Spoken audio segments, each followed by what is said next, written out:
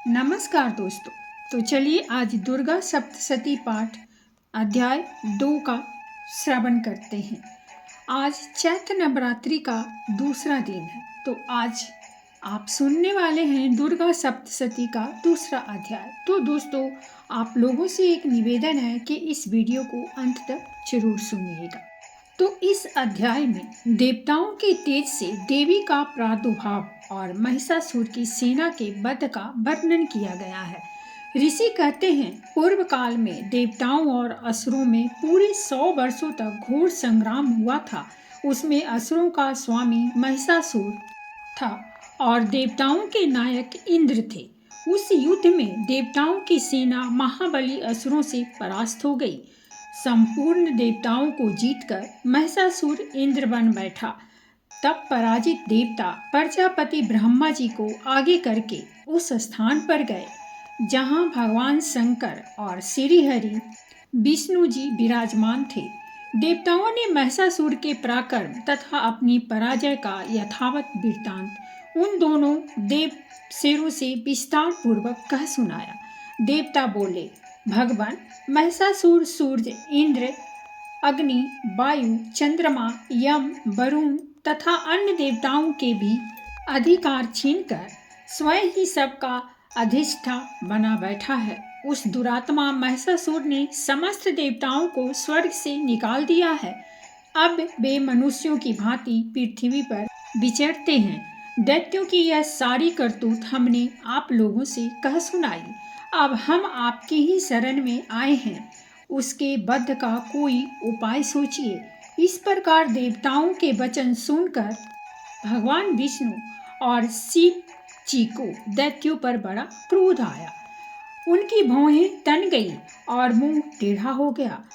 तब अत्यंत कोप में भरे हुए चक्रपाणी श्री विष्णु के मुख से एक महान तेज प्रकट हुआ।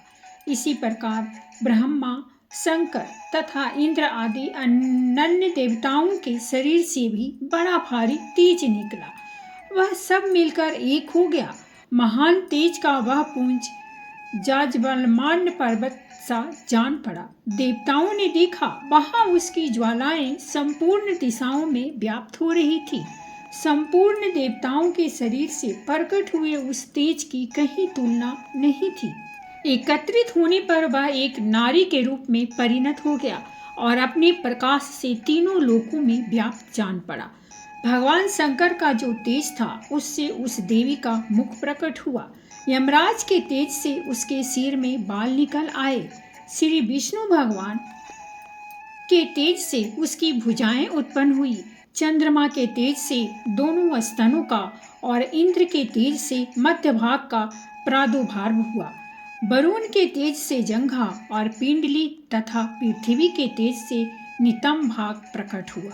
ब्रह्मा के तेज से दोनों चरण और सूर्य के तेज से उनकी उंगलियां हुई। वसुओं के तेज से हाथों की उंगलियां और कुबेर के तेज से नासिका प्रकट हुई। उस देवी के दांत प्रजापति के तेज से और तीनों नेत्र अग्नि के तेज से प्रकट हुए थे। उसकी भौहें संध्या के और कान वायु के तेज से उत्पन्न हुए थे। इसी प्रकार अनन्य देवताओं के तेज से भी उस कल्याणमयी देवी का आविर्भाव हुआ। तदंतर समस्त देवताओं के तेज पुंज से प्रकट हुई देवी को देखकर महिषासुर के सताए हुए देवता बहुत प्रसन्न हुए। पिनाकधारी भगवान शंकर ने अपने शूल से एक शूल निकालकर उन्हें दिया। फिर भगवान विष्णु ने भी अपने चक्र से एक चक्र उत्पन्न करके भगवती को अर्पण किया। वरुण ने भी शंख भेंट किया। अग्नि ने उन्हें शक्ति दी और वायु ने धनुष तथा बाण से भरे हुए 2 तरकस प्रदान किए। सहस्त्र नेत्रों वाले देवराज इंद्र ने अपने वज्र से वज्र उत्पन्न करके दिया और ऐरावत हाथी से उतारकर एक घंटा भी प्रदान किया। यमराज ने काल दंड से दंड, वरुण ने पास, प्रजापति ने स्फटी कांच की माला तथा ब्रह्मा जी ने कमंडलू भेंट किया। सूर्य ने देवी के समस्त रोमकूपों में अपनी किरणों का तेज भर दिया। काल ने उन्हें चमकती हुई ढाल और तलवार दी। क्षीर समुद्र ने उज्ज्वल हार तथा कभी जीर्ण न होने वाले 2 दिव्य वस्त्र भेंट किए। साथ ही उन्होंने दिव्य चूड़ामणि, 2 कुंडल, कड़े, उज्ज्वल अर्धचंद्र, सब बाहुओं के लिए केयूर, दोनों चरणों के लिए निर्मल नूपुर, गले की सुंदर हंसली और सब उंगलियों में पहनने के लिए रत्नों की बनी अंगूठियां भी दी। विश्वकर्मा ने उन्हें अत्यंत निर्मल फरसा भेंट किया। साथ ही अनेक प्रकार के अस्त्र और अभेद्य कवच दिए। इनके सिवा मस्तक और वक्ष स्थल पर धारण करने के लिए कभी न कुम्हलाने वाले कमलों की मालाएं दी। जलाधि ने उन्हें सुंदर कमल का फूल भेंट किया। हिमालय ने सवारी के लिए सिंह तथा भांति भांति के रत्न समर्पित किए। धना अध्यक्ष कुबेर ने मधु से भरा पान पात्र दिया तथा संपूर्ण नागों के राजा शेष ने, जो इस पृथ्वी का वहन करते हैं यानी कि पृथ्वी को धारण करते हैं, उन्हें बहुमूल्य मणियों से विभूषित नागहार भेंट दिया। इसी प्रकार अन्य देवताओं ने भी आभूषण और अस्त्र शस्त्र देकर देवी का सम्मान किया। तत्पश्चात उन्होंने बारंबार अट्टहास पूर्वक उच्च स्वर से गर्जना की। उनके भयंकर नाद से संपूर्ण आकाश गूंज उठा। देवी का वह अत्यंत उच्च स्वर से किया हुआ सिंहनाद कहीं समा न सका। आकाश उसके सामने लघु प्रतीत होने लगा। उससे बड़े जोर की प्रतिध्वनि हुई, जिससे संपूर्ण विश्व में हलचल मच गई और समुद्र कांप उठे। पृथ्वी डोलने लगी और समस्त पर्वत हिलने लगे। उस समय देवताओं ने अत्यंत प्रसन्नता के साथ सिंहवाहिनी भवानी से कहा, देवी तुम्हारी जय हो। साथ ही महर्षियों ने भक्ति भाव से विनम्र होकर उनका स्तवन किया।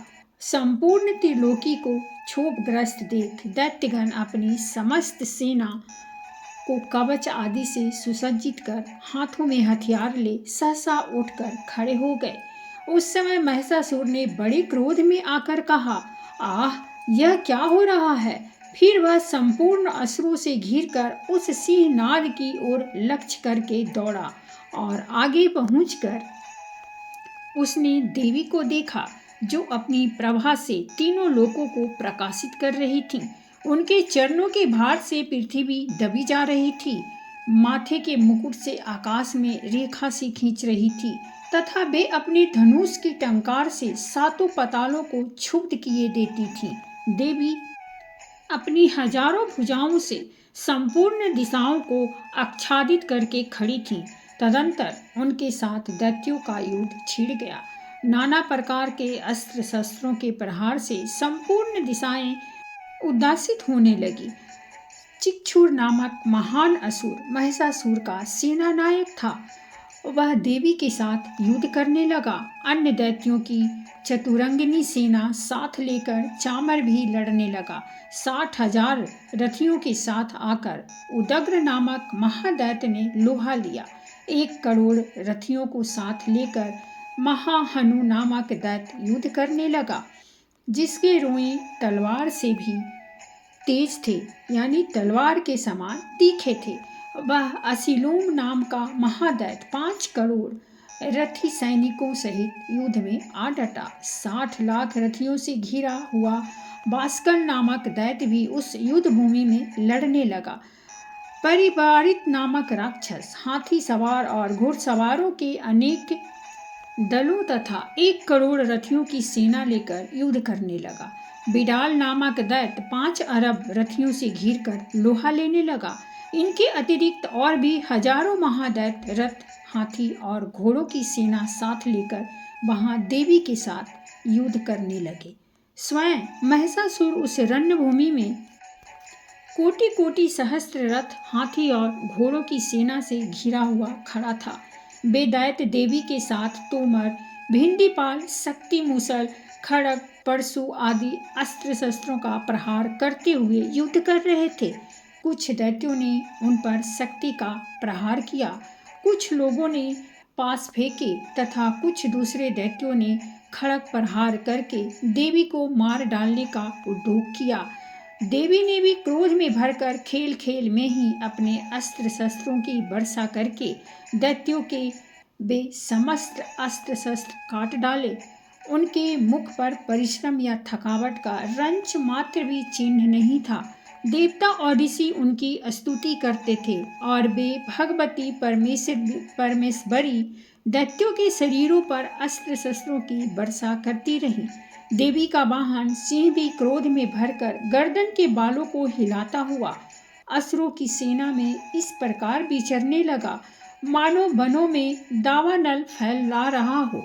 रणभूमि में दैत्यों के साथ युद्ध करती हुई अंबिका देवी ने जितने निश्वास छोड़े वे सभी तत्काल सैकड़ों हजारों गणों के रूप में प्रकट हो गए और परशु, भिंडीपाल, खड़ग तथा पटिस आदि अस्त्रों द्वारा असुरों का सामना करने लगे।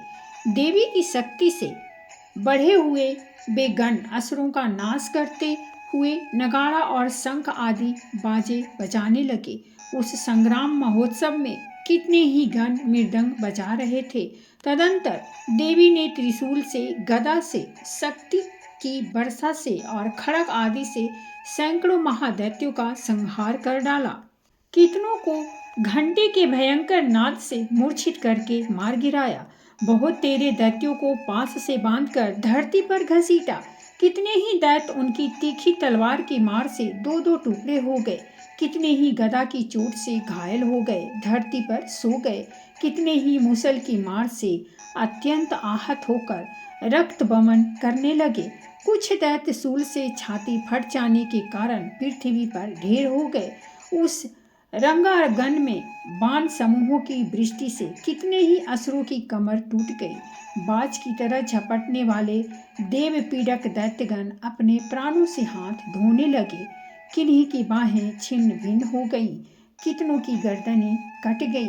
कितने ही दैत्यों के मस्तक कट कट कर गिरने लगे। कुछ लोगों के शरीर मध्य भाग में ही विदीर्ण हो गए।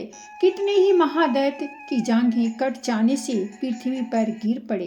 कितनों को ही देवी ने एक बांह पर, एक पैर और एक नेत्र वाले करके दो टुकड़ों में चीर डाला। कितने ही दैत्य मस्तक कट जाने पर भी गिरकर फिर उठ जाते और केवल धड़ के ही रूप में अच्छे अच्छे हथियार हाथ में लेकर देवी के साथ युद्ध करने लगते थे। दूसरे संबंध युद्ध के बाजों की लय पर नाचते थे। कितने ही बिना सिर के धड़ हाथों में खड़ग, शक्ति और रिष्टि लिए दौड़ते थे तथा दूसरे दूसरे महादैत्य ठहरो ठहरो यह कहते हुए देवी को युद्ध के लिए ललकारते थे। जहाँ वह घोर संग्राम हुआ था वहाँ की धरती देवी के गिराए हुए रथ, हाथी, घोड़े और असुरों की लाशों से ऐसी पट गई थी कि वहाँ चलना फिरना असंभव हो गया था। दैत्यों की सेना में हाथी, घोड़े और असुरों के शरीरों से इतनी अधिक मात्रा में रक्तपात हुआ था कि थोड़ी ही देर में वहां खून की बड़ी बड़ी नदियां बहने लगी। जगदम्बा ने असुरों की विशाल सेना को क्षण भर में नष्ट कर दिया। ठीक उसी तरह जैसे तृण और काठ के भारी ढेर को आग कुछ ही क्षणों में भस्म कर देती है, और वह सिंह भी गर्दन के बालों को हिला हिलाकर जोर जोर से गर्जना करता हुआ दैत्यों के शरीरों से मानो उनके प्राण चून लेता था। वहां देवी के गणों ने भी उन महादैत्यों के साथ ऐसा युद्ध किया जिससे आकाश में खड़े हुए देवतागण उन पर बहुत संतुष्ट हुए और फूल बरसाने लगे। इस प्रकार श्री मार्कंडेय पुराण में सर्वानिक मनवंतर की कथा के अंतर्गत देवी महात्म्य में महिषासुर की सेना का वध नामक दूसरा अध्याय पूरा हुआ। तो दोस्तों, ये थी दुर्गा सप्तशती पाठ का दूसरा अध्याय। अगर आपको पसंद आई हो तो प्लीज़ हमारे चैनल को सब्सक्राइब करें, वीडियो को लाइक और शेयर जरूर करें। इसे सुनने के लिए बहुत बहुत धन्यवाद। मिलते हैं हमें तीसरे अध्याय के